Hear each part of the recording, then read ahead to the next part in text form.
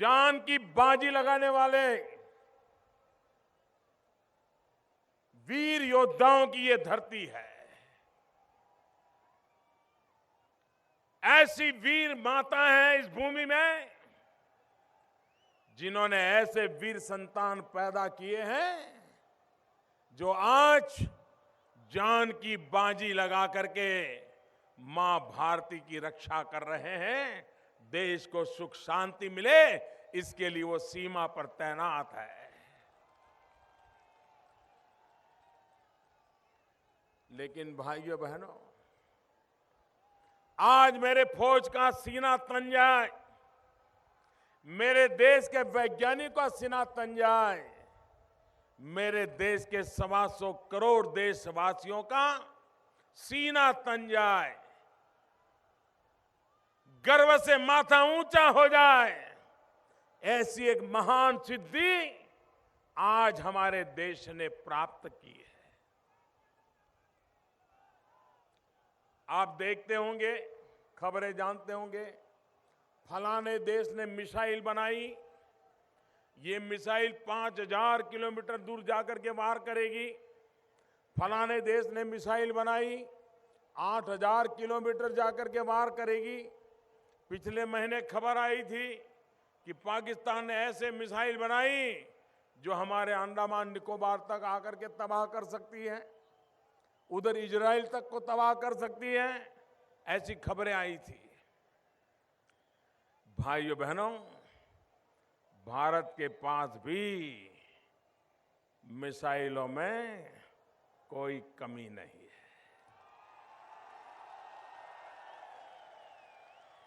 लेकिन आज भारत ने एक बहुत बड़ा पराक्रम किया।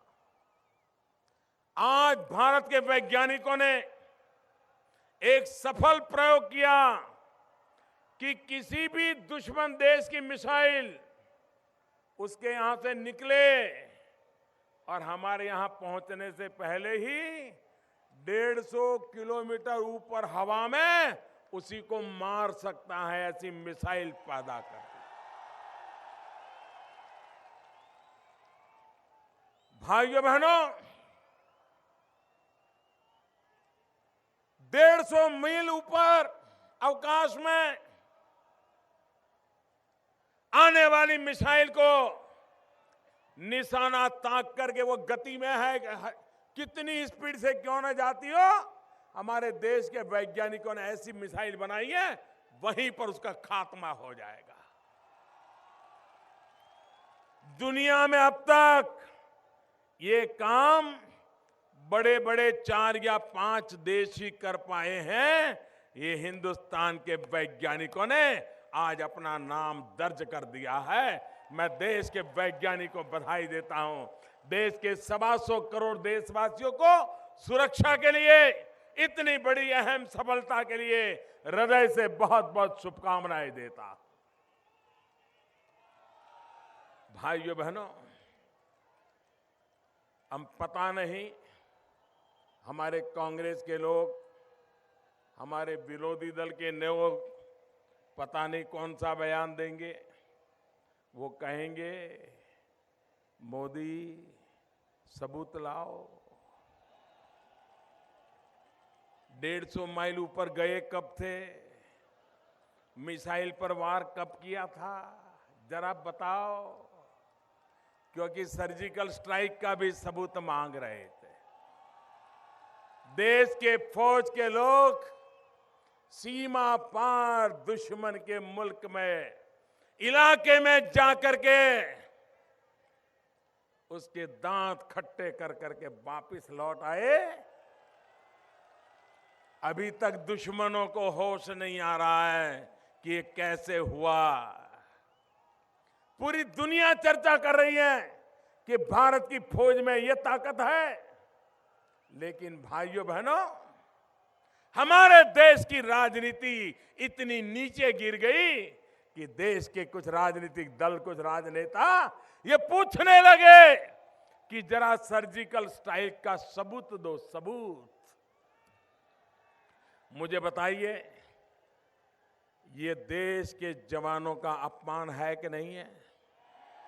देश की सेना का अपमान है कि नहीं है? देश के सामर्थ्य का अपमान है कि नहीं है? देश के विश्वास का अपमान है कि नहीं है? देश की संकल्प शक्ति का अपमान है कि नहीं है? भाइयों बहनों, क्या ऐसे लोगों को ये देवभूमि में अभी भी मौका दिया जाएगा क्या? दिया जाएगा क्या?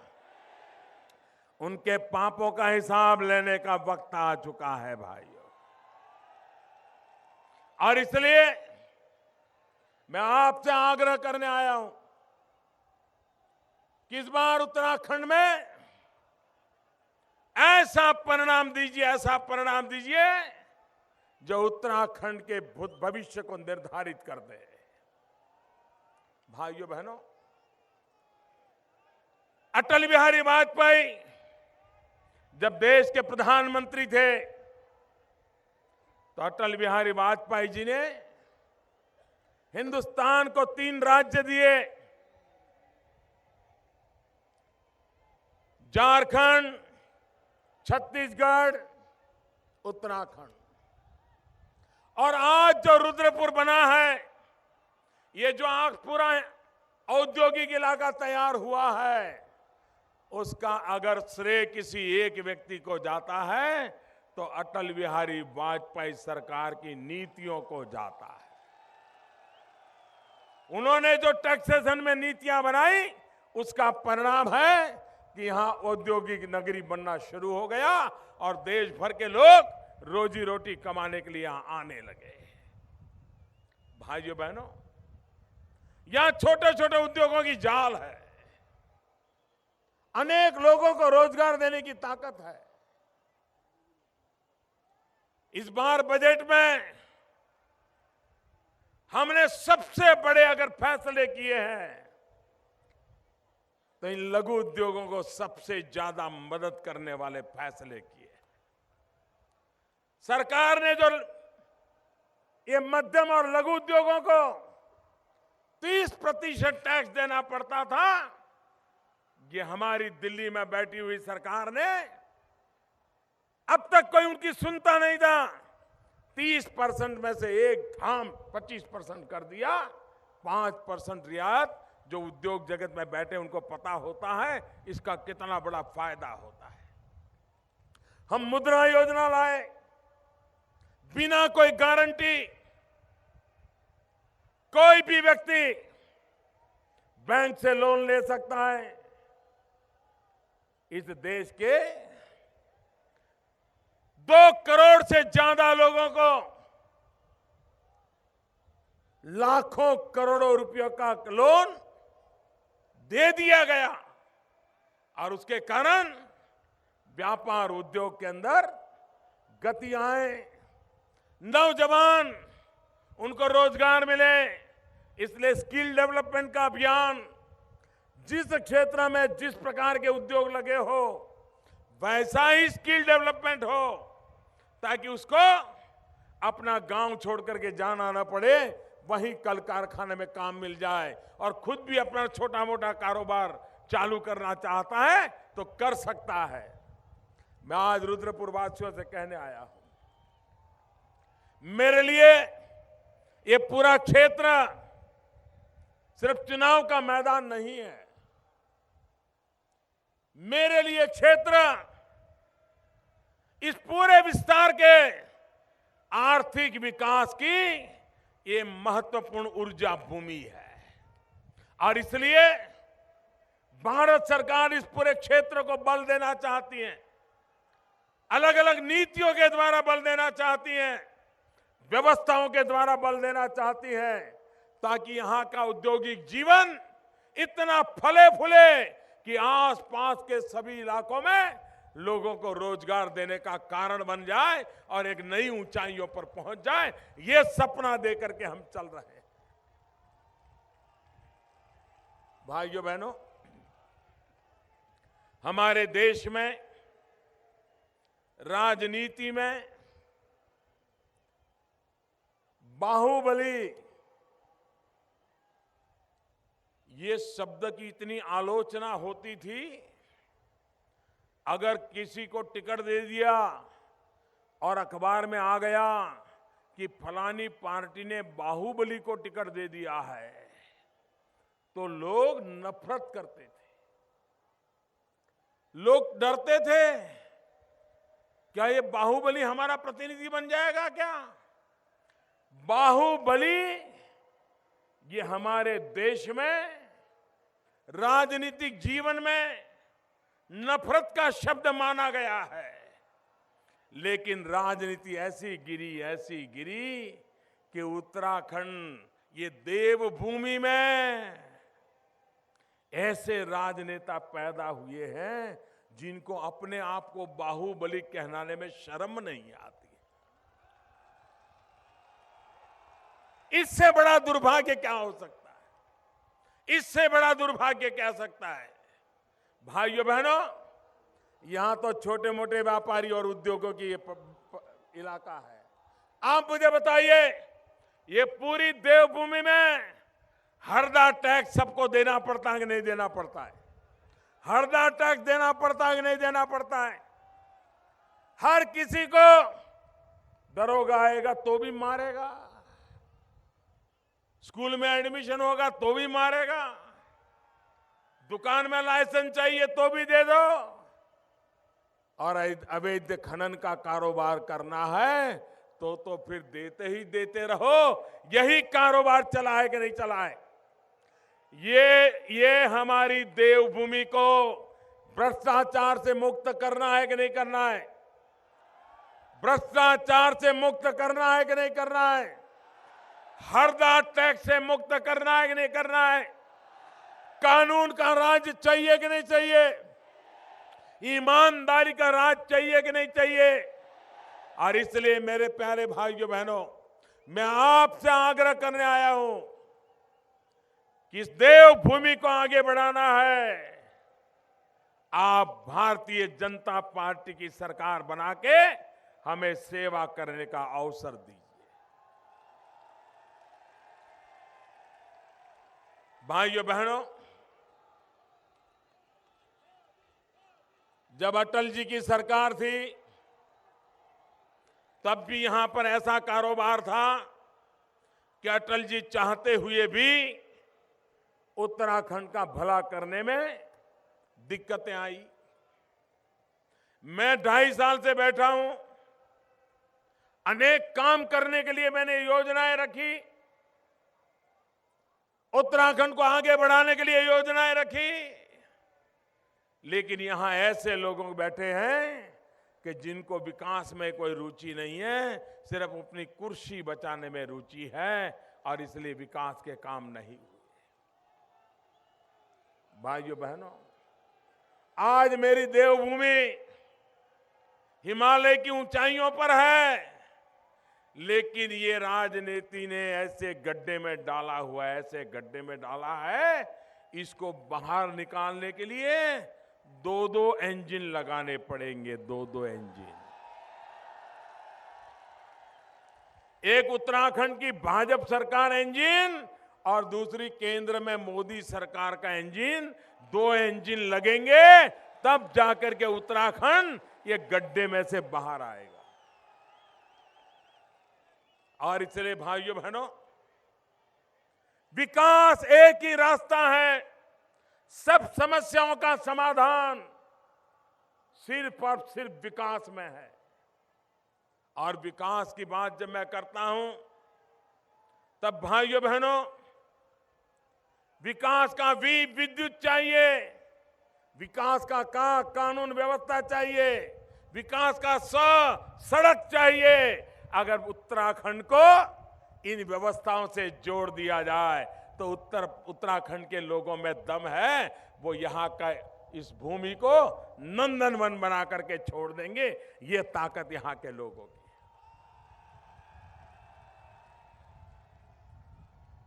हिंदुस्तान का कोई नागरिक ऐसा नहीं होगा, कोई परिवार ऐसा नहीं होगा जिसकी ये इच्छा न हो कि एक बार 4 धाम यात्रा के लिए जाना है, गंगा जी में डुबकी लगाने जाना है। 125 करोड़ देशवासी जिनके दिल में यह आकांक्षा हो विश्व के लोगों के लिए देवभूमि आकर्षण का केंद्र हो, यहां यात्रा धामों के विकास के लिए, यहां टूरिज्म के विकास के लिए अनेक अनेक संभावनाएं पड़ी हुई है। पूरे हिंदुस्तान में जितने यात्री हैं उससे आधे यात्री अकेले उत्तराखंड में आने को लालायित हो जाएंगे अगर हम सही व्यवस्थाएं दें। और भाइयों बहनों, अगर कोई उद्योग लगता है 10 लाख रुपए का पूंजी निवेश होगा तो 15-17 लोगों को रोजगार देता है। अगर किसानी करता है तो थोड़े ज्यादा लोगों को रोजगार देता है। लेकिन कम पूंजी से अगर टूरिज्म में पैसा लगाया तो सबसे ज्यादा लोगों को रोजगार देता है। और इसलिए भाइयों बहनों, जिस प्रकार से यहां के औद्योगिक विकास की जरूरत है, उसी प्रकार से पूरे उत्तराखंड में, ये देवभूमि में हर प्रकार के टूरिज्म की संभावनाएं हैं। विश्व के लोगों को आकर्षित करने की ताकत है। हम आज पूरे दुनिया में योग को लेकर के जो डंका बजाया है, आज दुनिया पूरी हमारे देश को योग को जानने सीखने के लिए इस धरती पर आने के लिए लालायित हो रही। कितने लोगों को रोजगार मिलेगा? 4 धाम, सदियों से हम 4 धाम की बात सुन रहे हैं। यात्री कष्ट झेल करके 4 धाम की यात्रा पर जा रहे हैं। क्या 70 साल के बाद इन 4 धाम की यात्रा के लिए सही रास्ते वगैरह लोगों को मिल सकते हैं कि नहीं मिल सकते? क्यों नहीं मिले? भाइयों बहनों, 12,000 करोड़ रुपए लगा करके हमने 12,000 करोड़ रुपए, ये कम आम नहीं है, 12,000 करोड़ रुपए लगा करके 4 धाम को जोड़ने के लिए आधुनिक से आधुनिक टेक्नोलॉजी वाले और सभी मौसम में चलने वाले रोड बनाने का काम शुरू कर दिया है। वादे नहीं, काम शुरू कर दिया है। और 11 मार्च को अगर हमारी अनुकूल सरकार आ गई, और आएगी, ये मुझे साफ लगता है भाइयों, ये नजारा कह रहा है आएगी। आपको मैं कहता हूं, हमने जो तय किया है उससे भी जल्दी हम पूरा करके देंगे।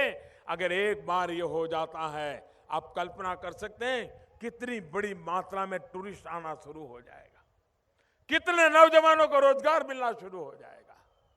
और इसलिए भाइयों बहनों, हम जो निर्णय करते हैं उसको लागू करके रहते हैं। 1 रैंक 1 पेंशन हमारे देश के फौज के जवान 40 साल से मांग कर रहे थे। कांग्रेस की किसी सरकार ने अध्ययन भी नहीं किया, स्टडी भी नहीं किया कि आखिर 1 रैंक 1 पेंशन है क्या, कैसे लागू होता है, कितना बोझ आता है, कितनी खर्च आता है। कुछ नहीं, हर चुनाव में बोल देना हम और 1 रैंक 1 पेंशन लागू करेंगे। 40 साल हो गए, लागू नहीं किया। मैंने वादा किया था दिल्ली में मेरी सरकार बनेगी, मैं 1 रैंक 1 पेंशन लागू कर दूंगा। भाइयों बहनों, हमने लागू कर दिया और हमारे सेना के जवानों के घर में बैंक में सीधे पैसे पहुंच गए। अब तक 6,000 करोड़ रुपए से ज्यादा रकम पहुंच गई है और इस आखिरी हफ्ता बाकी है, वो भी आने वाले दिनों में पहुंच जाएगा। ये काम हम करते हैं भाई।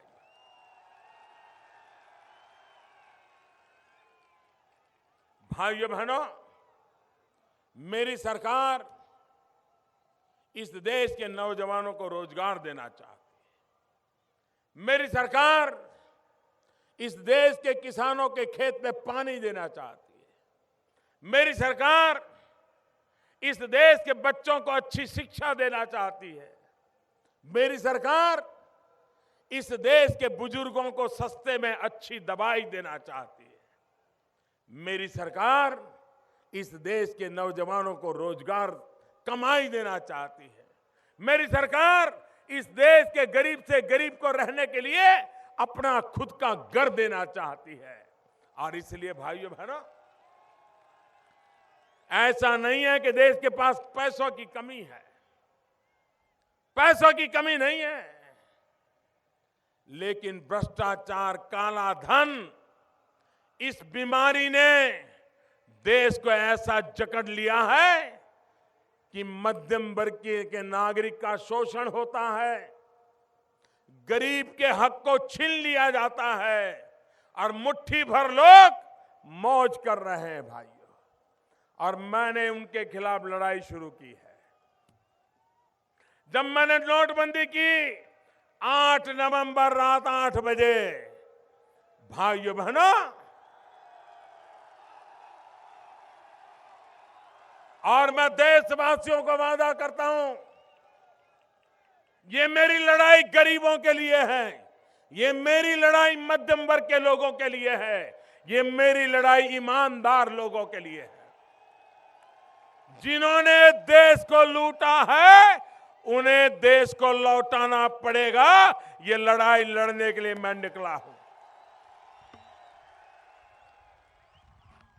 कितनी ही बड़ी बड़ी ताकतें मेरा मजाक उड़ाए, मेरे खिलाफ खड़ी हो जाए, लेकिन देशवासी ईमानदारी की मदद करने वाले लोग हैं। मुझे विश्वास है 125 करोड़ ईमानदारी की इस लड़ाई में मेरे साथ खड़े हैं। मुझे बताइए, काला धन खत्म होना चाहिए कि नहीं होना चाहिए? भ्रष्टाचार जाना चाहिए कि नहीं जाना चाहिए? जिन्होंने लूटा है वो रुपया लौटना चाहिए कि नहीं लौटना चाहिए? इस देश के ईमानदार के काम वो पैसा आना चाहिए कि नहीं आना चाहिए? मेहनत कश किसान के लिए वो पैसा काम आना चाहिए कि नहीं आना चाहिए? गरीब की भलाई के लिए पैसा काम आना चाहिए कि नहीं आना चाहिए? भाइयों बहनों, आपके आशीर्वाद से मैं ये लड़ाई लड़ रहा हूं। अच्छों को कबाट में बंडल के बंडल रखे थे, नीची मुंडी करके बैंक में जमा कराने पड़े। अब उनका हिसाब मांगा जा रहा था, कहां से लाए थे। भाइयों बहनों, कभी कभी कुछ लोगों के दिमाग में भ्रम होता है कि काला धन व्यापारी लोग करते हैं। भाइयों बहनों, व्यापारी तो कभी मौका मिल जाए, हो सकता है 20 रुपये का माल 25 में बेचेगा,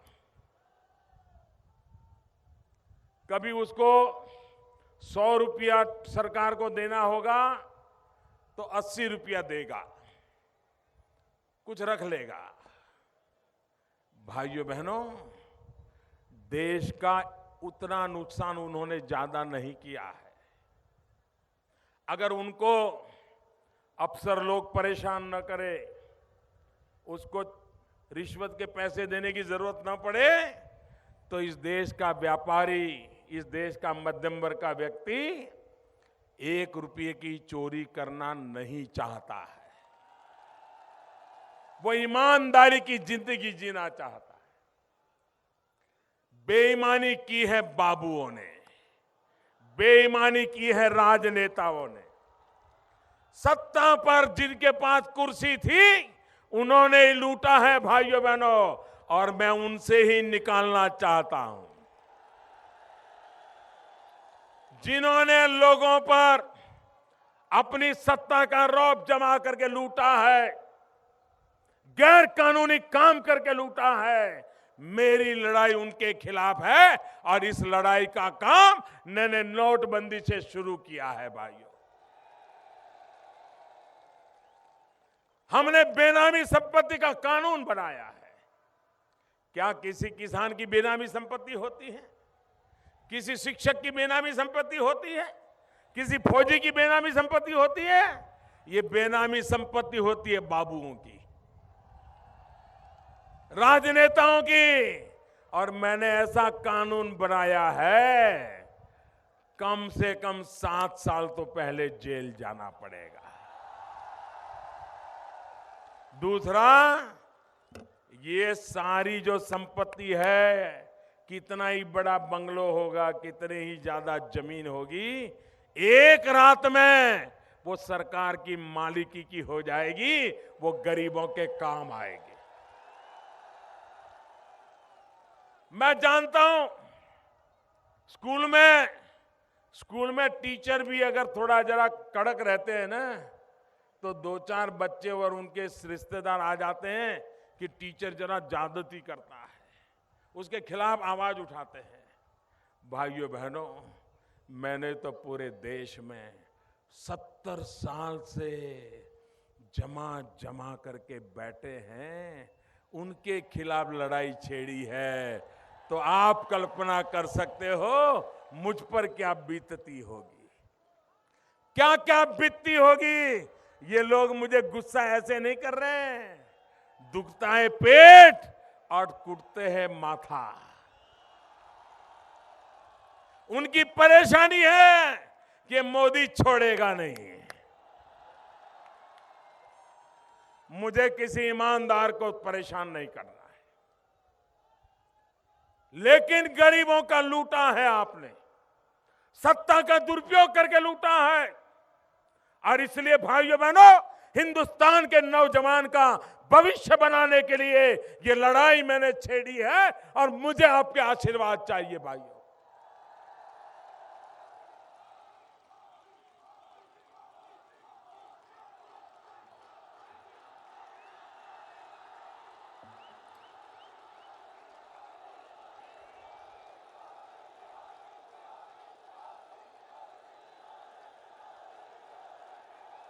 और बेशर्मी देखो,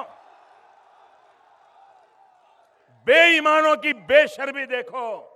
कैमरा के सामने रुपयों की लेती देती की चर्चा करते हैं, तो भी शर्म का नामो निशान नहीं है जी।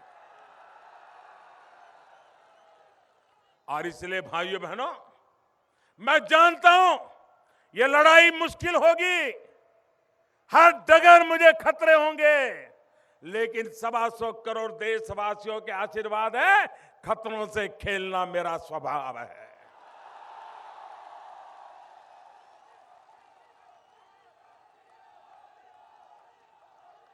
न हम सत्ता के लिए पैदा हुए हैं, न हम कुर्सी के पीछे मुंह में पानी निकालने वाले लोग हैं। हम तो देश के लिए मरने मिटने वाले लोगों की जमात के लोग।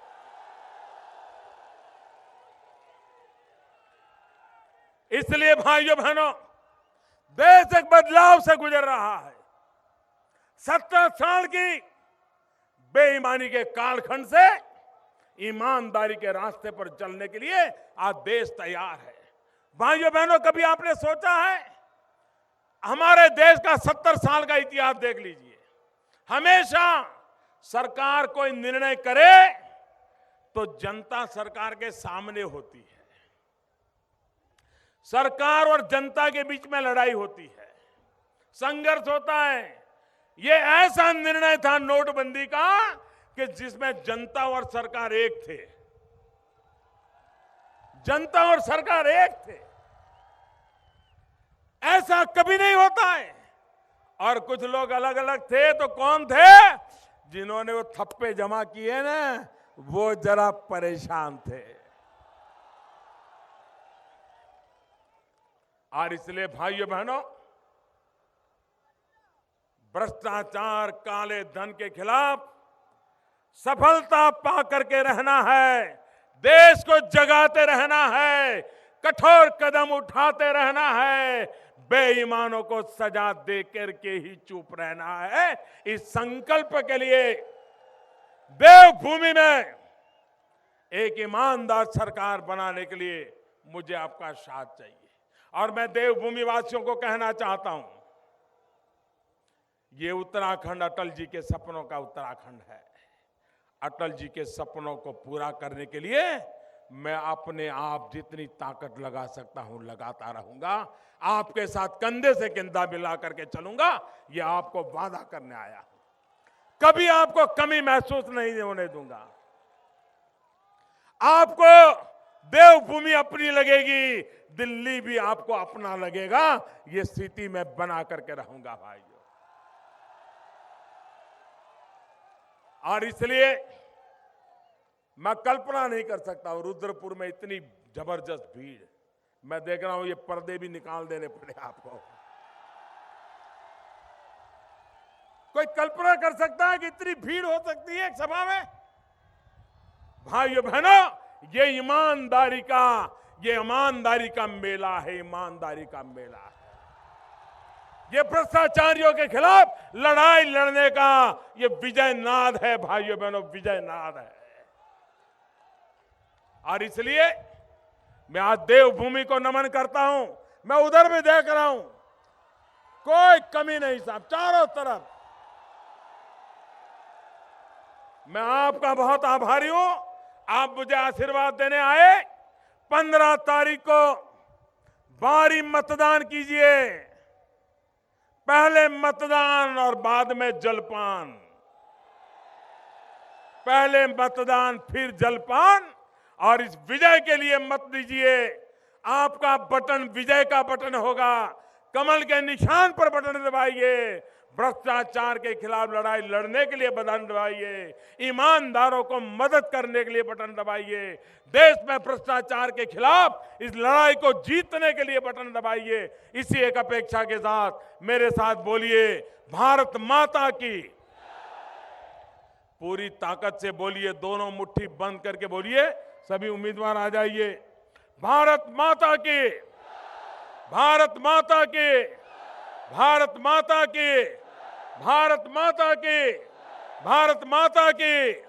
बहुत बहुत धन्यवाद।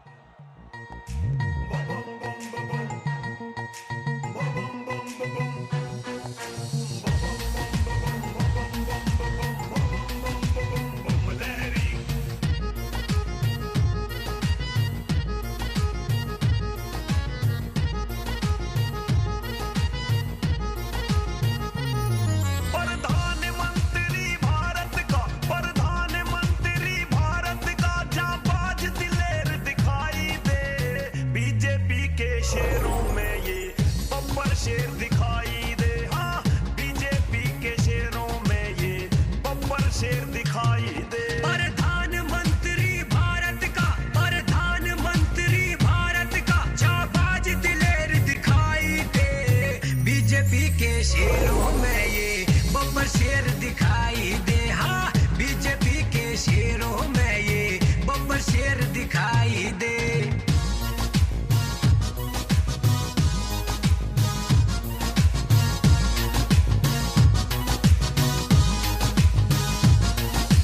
पाकिस्तान के हुक्मरान सुन ले, हमारे 18 जवानों का बलिदान बेकार नहीं जाएगा।